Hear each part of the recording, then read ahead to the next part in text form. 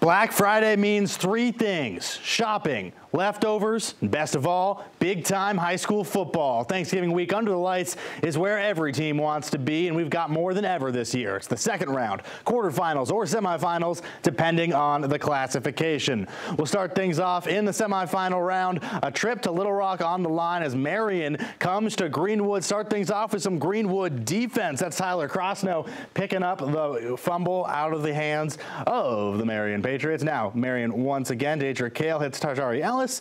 Decent gain. It's already 13-0 Greenwood at this point, though.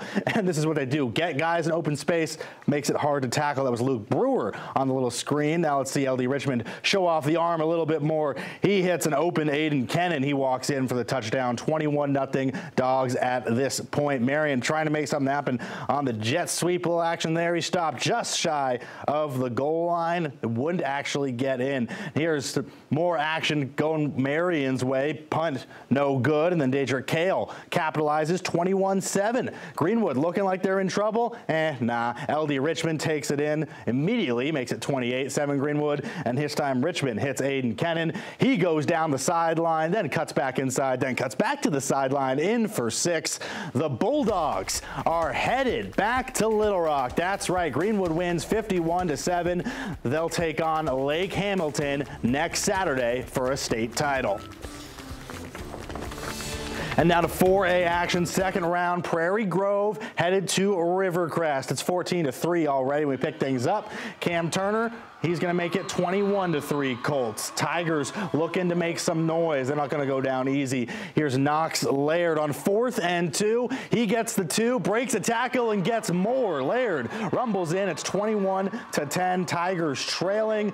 Rivercrest, though, just too much for Prairie Grove tonight. Cam Turner, 1 tackle, 1 block, 1 cut. He's gone. 72 yards to the house for the Rivercrest Colt, and that would just about wrap it up. Prairie Grove sees their season end in Rivercrest by a final score of 48-23. Well, we'll stick around the 4A next as the top-ranked Shiloh Christian Saints looking to play Leopard Tamer right after this. You're watching football Friday night. Go Saints!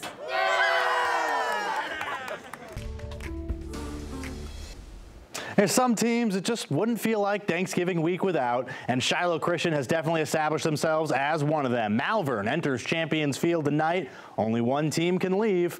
With a win, at least. They're both going to leave. Shiloh, look at that. It's even a Thanksgiving-themed banner. Pick things up with the opening kickoff. Malvern tried to avoid Ben Baker, so they kicked it to Cam Weideman, and Cam Weideman did this. Turn on the Jets. He's gone. 7-0 Saints, just 14 seconds into this one. Malvern, though, wasn't playing around. Cedric Simmons picks up the bad snap, goes deep. It's Dante Reed who breaks the tackle.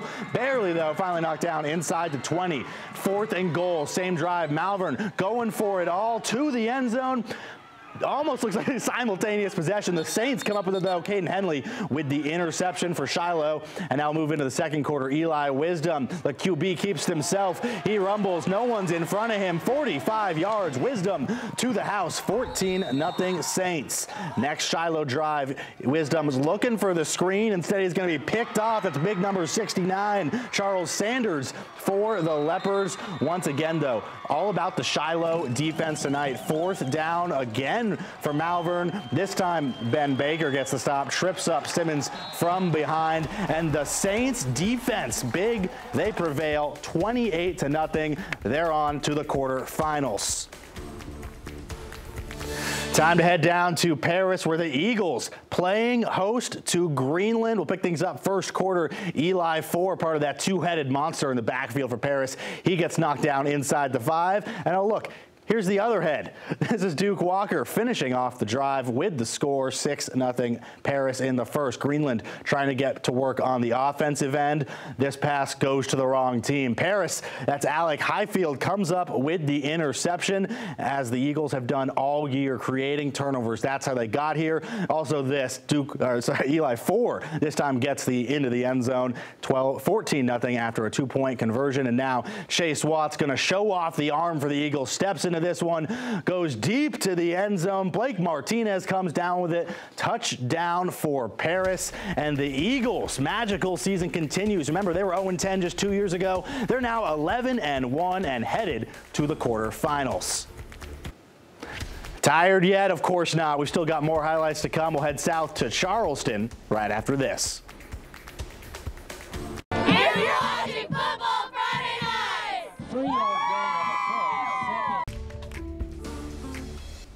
Over to Oklahoma, where the Vian Wolverines open tonight 9-1. That sole loss coming on a trip to the Tulsa area against Cassia Hall. Wolverines back in the 9-1-8 tonight, this time at Metro Christian. It's third round action in the 2A over there. Top two teams in the state according to the rankings, 1 and 2. Metro Christian looked the part early. Kirk Francis, look at that. He falls into the end zone, 7-0 Patriots. Now here comes a screen. Levi Core gets his blockers, gets out in front, 51 yards to the house. No one from Vian can catch him. Now on to the second quarter. Francis again showing off the arm. Malachi Penland in for the 6-yard score. And in case you couldn't tell from the highlights there, Vian falls in the playoffs 34-22 to Metro Christian. Wolverines season comes to an end in the quarterfinals. Back across the border to Arkansas, Charleston playing host to Glen Rose. Early on, Tigers bat snap, picks it up off the ground though. Dalton Taylor comes through with the run. Looks like he's almost about to get tripped up. Finally taken down here, 14-7 already. Glen Rose at this point. We're in the second half. Wesley Lanius to Noah Wright. Oh, he comes down with it, slides down at the 1, and then they finish off the drive here. 21-7. Charleston trails. Big part is the Glen Rose defense. Brandon Scott tries to roll out. Instead, he's taken down by a host of Glen Rose players. Scott, though, and the Tigers would attempt the comeback. Scott to Brevin Ketter. He looks back for it, gets it in between two defenders. They're down by the goal line, and now here comes Scott rolling, tucks, dodges, dives. He's taken down inside the 5. It's time to give it to Breckenketter, who takes it in 21-4, make it 21-14. Charleston's comeback, though, would eventually fall short, and the Tigers see their season come to an end. 21-14 is the final in that one.